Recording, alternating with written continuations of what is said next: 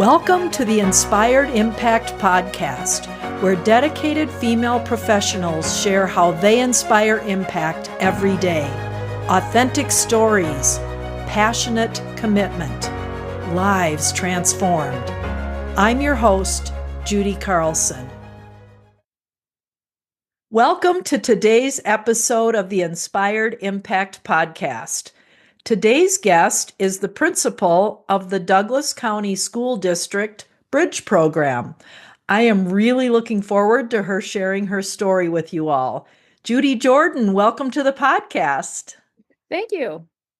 So let's start at the beginning. Yeah, I'd love to know how your journey landed you to the position you're in now and the impact you're having. Awesome. So I'm in my 42nd year of education. So retirement is around the corner, but I'm not ready. I love what I do. So I'm just not ready to pull that plug yet, because I love the students I work with. I love my staff. I love everything about it. But I did start teaching back in a small town in Oklahoma when I graduated from the University of Oklahoma with a degree in special education. When I was in college, I had to work at the Cerebral Palsy Center in Norman. And I met this young lady, Jamie, when I would go there every week to do my volunteer. And I loved her. And I just knew she loved me because she always smiled and was happy to see me. I worked with her for 3 months. And I didn't even know that she was blind. Oh my God.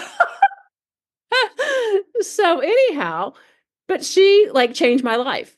And the fact that I then decided special ed was definitely the career I want, rather than going into PE or teaching elementary ed.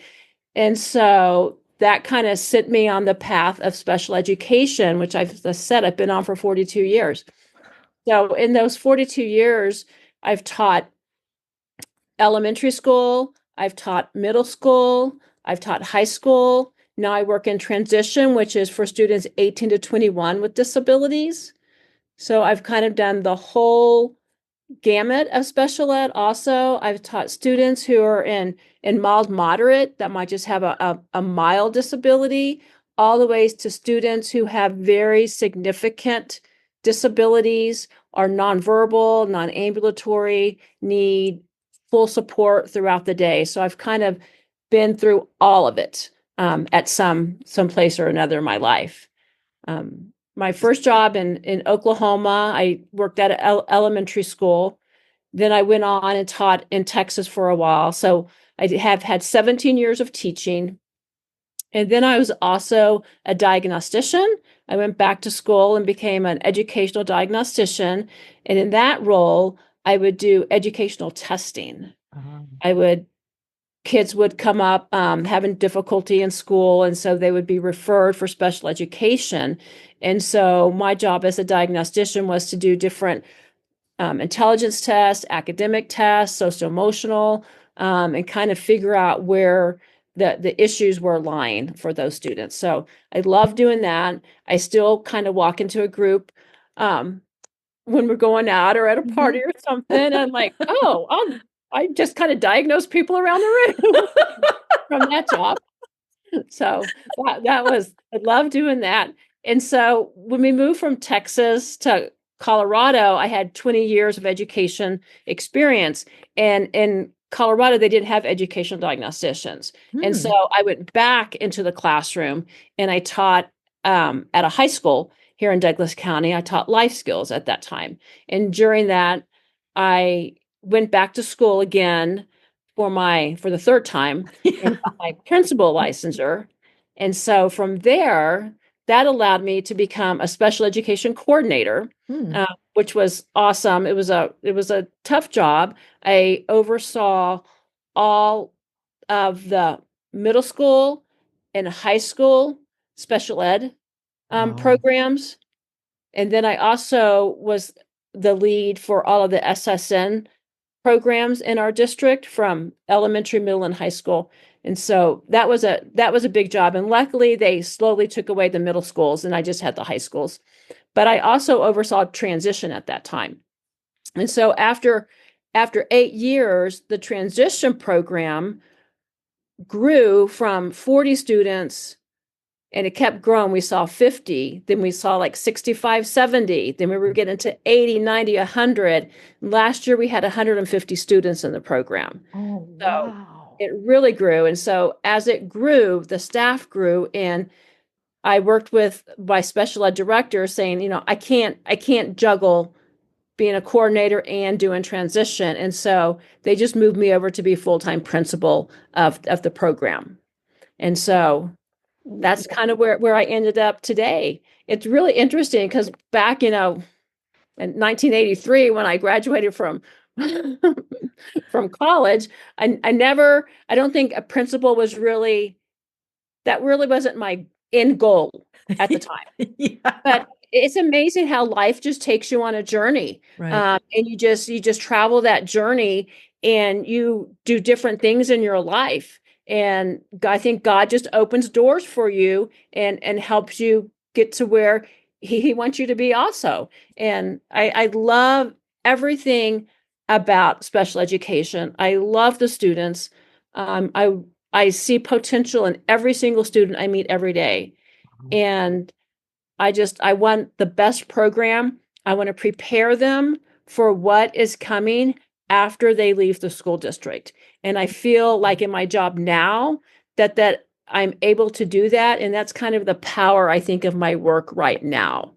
So that's kind of my last 40 years Wow, that's in amazing. education. So, kids in the transitions program are between the ages of 18 and 21. So that must mean that they come into it post high school. Correct. Correct. So the students have met their high school graduation requirements within the high school, and they still have a need in the area of education, employment, or adult living skills. So we look at those three areas, and if they still have a need in those areas, they qualify for the program. And so the students come to us. Some are here for 1 year, 2 years, 3 years. It's very student dependent. And then they age out because their special education ends Mhm. the semester when they turn 21. And so they're Okay. here through their 21st birthday. So you said they still have needs in education, adult living. Did you say life skills? And life skills, and S- also employment. So when we're looking at the students in our program, it's very wide, very, very wide. We have a group of students that are going to always need to live with an adult and be fully dependent on an adult for all of their daily living needs. Okay. And then all the way to students who can take care of their daily living needs. They just might need to be checked on. They might be able to hold down a job. They might go to a day program, and then they might be able to live semi-independently. I know some parents will have like a room in their house. I have some parents who have land and they've made a little house for their child to be able to live in, Hmm. so they can check on them Yeah. throughout. And then we have students who are going to be able to hold down a job, and they're also going to be able to live independently on their own. So those are the students we really work on employment skills and problem solving and those critical thinking skills, what to do in an emergency, because sometimes it's just not quite intuitive for them as it is for somebody without a disability, Right. on what to do. So we really prepare them on that. And So, yeah, so let's just take one of those students who can live semi or independently, can hold a job. So if they come in at 18, what would be their curriculum or their process, or what would you take them through, say, if they were there for the next 3 years? right. So one area we really work on with the students is financial literacy, and it's really around budgeting. Okay. Like if you're working, how much are you making? Paying your bills. What does it cost to live on your own, to furnish a house? And we also, what we go into, even just with students, like if you're going to a restaurant, um, and you know that you only have, a $20 bill, what can you buy for lunch? And to Mhm. remember that you have to have tax on Mm. there. And then if it's a sit-down restaurant, you have to have a tip on there. Mhm. So we work a lot on going out to restaurants, Mm. different ones, and we'll really walk students through it. Sometimes we'll have to walk them through all 3 years, but really work on that the first year, and then the second and third year becoming even more independent on their own in that area. We do household skills too, just being able to keep your house clean, doing your own laundry, folding your own laundry, making your own bed, cooking your own meals, um, things that you can do. Even if you're living with your parents, you can still make dinner for everybody that night. That's Or great. you can Wow. make your own breakfast and your own lunch. And Right. so really working on those household skills in that aspect. And then on employment, Yeah. we start with the students. We might do some jobs in-house. We might bring some things in-house for the students to do. Like some of our students will be doing you know how when you go out and they have menus for the children with the crayons tucked in. Yeah. So we'll get 100 of those done 1 week and take it back to the restaurant for them and then pick up some Wow. things. So there was a cupcake shop here, and we get all the stickers on their cupcake lids and things for them. So different things like that. And then the students will go out to a job site where we Mhm. volunteer for those job sites. Okay. And that might be just 30 minutes for some students, and it might be 3 hours for some students. So that kind of grows depending upon the students and what their ability is. Then we also, in the school district, they just opened the Legacy Campus, Mhm. which is the CTE building. Yep. And so they have a marketplace there, Yeah. and our students run the marketplace pretty Oh. much.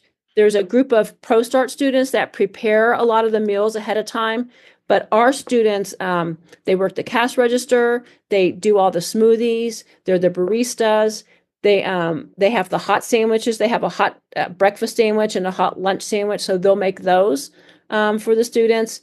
The muffins and stuff are pre-done, but they make sure that everything's stocked. They make sure it's clean. And so it's awesome and so fun to see the students when they're first like, oh my gosh, I have to take this on the cash register, to where they have a line of 8, 9 people and they're just running through nice and smooth on their own. And so really be able to take those skills now and really go out and have a true job somewhere, a paid job in the community. So when they come to school every day with some type of transportation, and then they're in school during the school day, and if you're going to go out, you go out as a team with your staff, and then do they go home then at the end of the day? Is that how the program runs 5 days Yeah, a so week? so the way we do it here in Douglas County is just we have three main buildings where the students go, and because they are on an IEP, they get they get special education transportation, so they're brought to school. It's curb to curb, so they're Okay. dropped off at school. When we do things around our community, they Mhm. might walk somewhere, they might ride RTD Okay. somewhere to learn how to do that, or we have activity buses. Uh, Mm. and so we might drive the small groups in the activity buses. So also in our program, two other things I want to highlight Yeah. is one of them is our project search program that we do a partnership with Okay. UC. And so the students there, they do 4-hour internships 4 days a week within the hospital. So they do Oh. one in the fall semester, one in the spring semester. And then our goal for them is for them to have a job by the time when they leave, or to Yeah. be able to get one over the summer. And so we Oh. just started that last year, and 100 and all 6 of the students are fully employed now after that. Wow. So that's exciting. Yeah, what an accomplishment. It sounds like you just create and build and design and move forward and try new things, and yeah, you're not done yet, I don't think, Yeah, Judy. no, no, and I think the important thing is we also go on community outings. So we're just out in the community for Hmm. one full day, because Okay. the students have to learn how to navigate their communities, and they need to know what's out there in their communities and not just rely on their parents all the time. We want them to do that. And something I've seen in our program as we've grown that I love is the students are really making friendships, and they're really Mm. making more social connections because we have all 9 high schools, and so we have students from all over coming in the program, and they're truly finding their peers, and they're doing things with their peers outside of school, which is really nice. So they're meeting each other in the transitions program, in the bridge program, and then parents are able to connect as well, probably, Absolutely. when they may have thought they were just on an island unto themselves because of this student or child that they have. So Right. are you Right. seeing connections with parents, or how do parents get involved in your bridge programs? Right. I think it kind of depends on the parent. Okay. Some of them have groups from high school, and they're very connected with that group of parents from high school. But what's nice about this is now they're meeting students. Maybe they might live in Highlands Ranch, and they're meeting students from Parker, and those parents are able to connect. And Mm-hmm. when we do some programs for families, they can Mm. really share their information with each other. Okay. And I think in our program we've grown. We're getting bigger and bigger. And I think as an administrator, Mm-hmm. I have to make sure that we are moving forward and really keeping up with what the students' needs are Sure. and changing how we do things, like with adding the internships over Mm-hmm. at Project Search and adding them at Legacy. And we just keep thinking of new ways that we can get the students out in the community and really get that connection with people out in the community. So as an administrator, I have to be connected with other transition programs around the state. Ah, And I really want to know what they're doing. And people will come and visit and to see what we're doing in our program. And I can really get a lot of information from them, what they're doing in their program. So I can maybe bring that back to us. And so I think that as the leader in my program, that's really important, not to get stagnant. sure. And, So, after doing it, and I've overseen it for, 14 years now, but it's changed. And I think that as long as I can keep that up and going, then I think we're just going to continue to move forward. so you have 9 high schools in the Douglas County School District that could potentially feed students into the transitions program. Is that correct? Correct. And we'll also, if there's students from charter schools, we do have a few students that have come from charter schools. Okay. So then, Douglas County is only one of the many counties here in South Denver and beyond. So then, does Jefferson County also have like a program like this, that you have a colleague in a position similar to yours, and uh, the other counties? Mhm. Yeah. So because of federal law, we Okay. have to offer some sort of education experience for students up until the age that they age out. In Colorado, it's 21. It's different depending upon the state. Oh. Some states where it's 22, 21's 24. So it kind of depends on the state. So you have to have some sort of program. Some people just keep them in the high schools the whole Mm-hmm. entire time, where others Oh. have more specific transition programs. So it definitely varies. It varies from district to district here in Colorado, and then across the state, across the nation. Everyone does a little bit Wow. different. So, are there conferences for leaders like yourself across the state and the nation I mean, I love your thought about we share ideas and they learn from us and I learn from them. Are there those types of opportunities for you? Mhm. Yeah, so the state of Colorado, CDE, holds a transition conference every summer. Okay. And so I've been going to those for years and years. Mm-hmm. And then there's some different nationwide ones, but some of those are just, I also think, go into just special ed ones to Mm-hmm. find out. I think what's important for me also, because I've been in education for so long, things change. Like back when I was a diagnostician, the way we would really diagnose a learning disability, that's changed over the years. And so I have to, I think it's important to stay up on Yeah, all of of that, and, course. and stay up on all the language changes, and then the language is different, believe it or not, from state to state. Wow. Just like the meetings we have in Texas, they call it an ARD meeting. Here we call it an IEP meeting. And it's interesting. And just with social media, there's a lot of platforms out there for transition, for special education, And so just reading those and listening to what people say there, I think is important too. It's funny, when you talk about the terminology back when you were talking about the special ed coordinator role that you had for all of the middle school and the high school, and you were the lead for the SSN programs. To me, SSN only means Social Security number. I know that is so true. I'm so sorry. It's Yeah. so funny. I'm So like, it's really that the severe support needs students. And so that's kind of a Colorado term. oh, So really? when I was in Texas, they called it, I had one district and they called it the developmental classes. I had another district, they called it the life skills classes. And so even on those social platforms, when you look at that, we always use acronyms in special ed, and people don't ever know what we're talking about. So I forget sometimes. My husband's always like, what does that mean? What does that mean? Use Yeah. real language. So you mentioned that you love your students, you love your staff, and you said your staff continues to grow because you've gone from 40 to 150 students. Um, is that because there's more awareness of a program that's available, or are there just more students? I think it's a couple of different reasons. I'm when I was a coordinator, I could see the group of SSN students at the elementary schools grow Mm, bigger, and then mm, at the middle schools we needed two teachers because of the numbers of students coming in. So I think some of it was there was an influx of students that coming into the district, and then ah, just more students.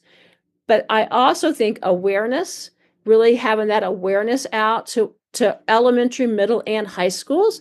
I've had parents that have elementary students that come and visit the program because they always want to hold them back. And they're like, you oh, really want to go see the transition program so your child doesn't miss out on 3 years of transition. oh, because it's And age so, mhm. based. So I think that awareness of it, and then also there's a large population that I think I've added to our program of students that are on the autism spectrum that are kind of in what we call moderate need students at the high school.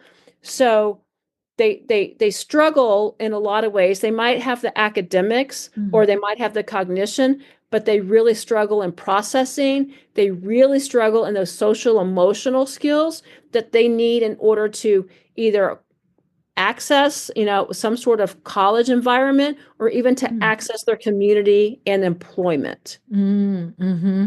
So I think that it's kind of been all of that. And I think that some of my bigger growth has been with that group of students. Yeah. But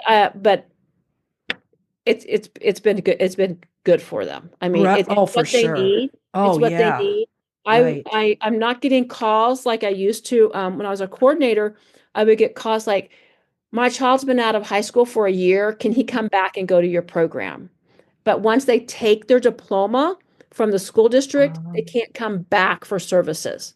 wow, that's So so it's a continuum critical. of services in the school district. Oh, And so okay. I felt like we were really missing out on it's a small group of students, but I don't want one kid to fall through the cracks. No, no, you We want don't. to be able to be there for everybody so that they can have that support and we can help them to become aware.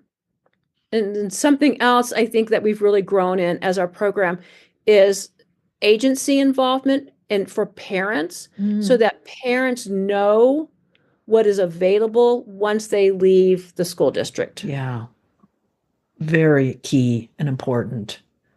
Yeah, that's awesome. Um, So you have advocates in all the schools in Douglas County who are potentially identifying a student that could benefit from your program, even though they may be 3 years, 5 years, 6 years out. And so all of the schools are aware of all of the things that can be provided should a student choose their continuum of services into the bridge program. Yeah, and we're continuing that. All the students in our SSN programs that I talked about, Mhm. uh, those teachers are very well versed on the programs. Okay. We have changed a lot, so I have to really be aware that if new staff come in Mm, or if we're making some sort of change in our program, that all the schools are aware of it. mhm, Because even though we might have done it some way 5 years ago or even 3 years ago, we might have changed that. And so really making sure that they're aware mhm, of what that change is and maybe in how we run our program a little bit. mhm. And Yeah. so back in, I think it was 2013, we started leveling the programs because we used to just have one program in Highlands Ranch, one program in Parker, and one program in Castle Rock. But when I did like a 10-year projection Mhm. of students, and I told the district we're gonna get big, and they're like, oh yeah, okay. And we got big Yeah. because I saw Yeah. it coming. But looking at that and then listening to feedback from staff and also from parents, Sure. because the parent feedback is really important on Yeah. what they're seeing and feeling and what they have is then we leveled our program a little bit more so that instead of just going to the one in your community, we did it more, we leveled it more so that students were in class with more students at their ability level. Oh, I see what you're And I think saying. that's also where, when I talked earlier about the students really making those connections and Yeah. friendships, I think that really impacted that area, Yeah. um, and what they were doing. So I've been to the coffee shop at the Legacy campus and I've Uh-huh. seen your students. So on in a situation like that where maybe they've graduated from your program and they're working there, are those what those students are, or are they still in your program and going there to work every day? Those students are still in our program. So Okay. so they go there and work. And so with those students, we have a morning shift and an afternoon shift. And then when they're not in the marketplace working, they're working on their functional life skills and their budgeting and their social Okay. emotional. So they're still looking at some of that curriculum that we're Okay. doing. So they kind of do both of those. Okay. And there's a person at the Legacy campus in the coffee shop while they're there. Mhm. Yeah. So One of your staff. I have a teacher and then I have two educational assistants um, at that class. Okay. And And that's when I talked about my staff has yeah. also really grown because we have because we've grown bigger and I try to keep dependent upon this, I try to keep our class sizes at certain levels. And then dependent upon the support the students need, I'll have either two, three, four, or five educational assistants within the classroom, Okay. depending upon what the students need, be able to get them out into the community. With my lower level kids, we do a lot of self-care for students. And so we have to do feedings and we have to do changings and things like that. Mhm. And sometimes the students, in their wheelchairs, it takes two people to lift. And Mhm. so they have more staff in those classrooms. Okay. Yep, I gotcha. And then so a student that is working at the coffee shop at the Legacy campus, when they age out of the program, perhaps they could work in a job in the community. Absolutely. Absolutely. So we work with um it's called the School to Work Alliance program. We call it SWAP, another acronym, SWAP. Mhm. Yeah. And then we also, and they're part of the Division of Vocational Rehabilitation, which is DVR. And Okay. so they're part of that program. And so we make sure our students have applied to those programs so that Ah, they can assist them when they leave, or ah, even now. Some of them are working with them now and yeah. looking at jobs that they Wow. that they can do and applying for jobs there. And we do have a handful of students that are working, in the evenings, uh, Mm, while they come to school. okay. Wow. The extent of the feelers out there from getting into your program and moving through your program and moving out of your program are vast, is what I'm It's a learning. lot. Yeah, It, there is a it's a lot. lot. It's a lot. And part Um, of with because I've done this for so long, I'm really making sure that I have staff that know all those ins and outs. ah, Because for so long it was just me. I did all the agency outreach, I did all the parent outreach.